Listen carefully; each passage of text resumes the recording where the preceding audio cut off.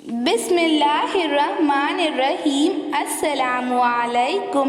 آزادی کی لڑائی میں مسلمانوں کا کردار۔ جس نے ہندوستان میں آزادی کی لڑائی شروع کی وہ ٹیپو سلطان تھا۔ ٹیپو سلطان ہمیشہ انگریزوں سے آزادی کی لڑائی لڑتے تھے، کبھی ان کے سامنے گھٹنے نہیں ٹیکے اور انگریزوں کو کھلی جنگ کی چنوتی دیتے تھے اور بہت ہی زیادہ ہمت، بہادری اور دلیری کے ساتھ انگریزوں کا مقابلہ کرتے تھے۔ ہمیشہ لڑائی میں کبھی بھی ہمت نہیں ہاری، شیر میسور تھے، سامنے سے مقابلہ کرتے تھے، بہادری کی مثال قائم کی اور آخرکار اپنی وطن کی محبت میں شہید ہو گئے اور جنگ کے میدان میں شہید ہو گئے۔ تب تلوار ان کے ہاتھ میں تھی اور چہرہ مسکراتا ہوا تھا۔ ٹیپو سلطان کا ایک قول تھا، شیر کی ایک دن کی زندگی گیدڑ کی 100 سالہ زندگی سے بہتر ہے، اور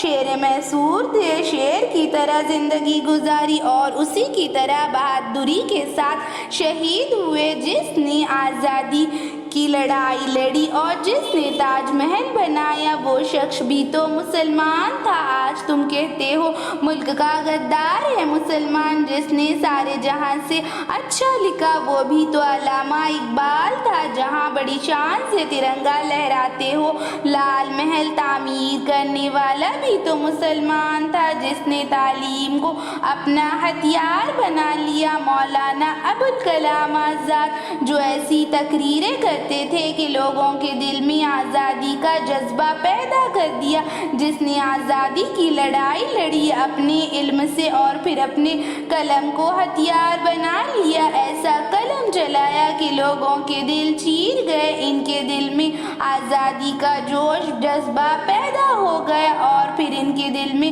آزادی کی لہر اٹھی اور اپنی زندگی کے 10 سال جیل میں رہے، اپنی زندگی کا ایک قیمتی حصہ اپنے وطن کے نام کر دیا اور اپنے علم کے ذریعے اس لڑائی کو لڑتے رہے اور حق کی جنگ کو لڑتے رہے۔ اس لڑائی میں کئی تکلیفیں آئی، کئی مشکلیں آئی، پر انہوں نے ہمت نہیں ہاری اور حق کے راستے میں کتنی ٹھوکریں کھائی، کتنی چوٹیں کھائی، پھر بھی اپنی وطن کی خاطر لڑتے رہے۔ چھوٹی ہی عمر میں کئی زیادہ سبق سیکھ گئے، وہ کئی زبانیں جاننے والے تھے، جیسے کہ اردو، مراٹھی، انگریزی، فارسی، اور ان زبانوں میں ان کے اخبار چھپتے تھے اور بہت ہی کم عمر میں لکھنا پڑھنا سیکھ گئے تھے، اور ان کے اخبار جب لوگ پڑھتے تھے تو لوگوں کو لگتا تھا کہ ان کا لکھنے والا کوئی بزرگ عالم ہے۔ آزادی اور حق کی جنگ میں کتنی مشکلیں آئیں، پر وطن کی محبت دل میں گھر کر گئی تھی۔ وہ ایک اچھے انسان، سچے مسلمان اور اپنے وطن کو پیار کرنے والے انسان تھے، اور جب ہمارا وطن آزاد ہوا 15 اگست 1947 کی صبح طلوع ہوئی تو تعلیم کو فروغ دیا، تعلیم پر توجہ دی، لڑکیوں کی تعلیم پر توجہ دی اور اس آزاد ہندوستان کے پہلے وزیر تعلیم بنے۔ آج یہ سب لوگ ہمارے درمیان موجود نہیں ہیں، پر ان کا نام اور کام ہمیشہ تاریخ میں باقی رہے گا۔ ایسی ہی اسلامک ویڈیوز کے لیے چینل کو سبسکرائب کریں، لائک اور شیئر بھی ضرور کریں۔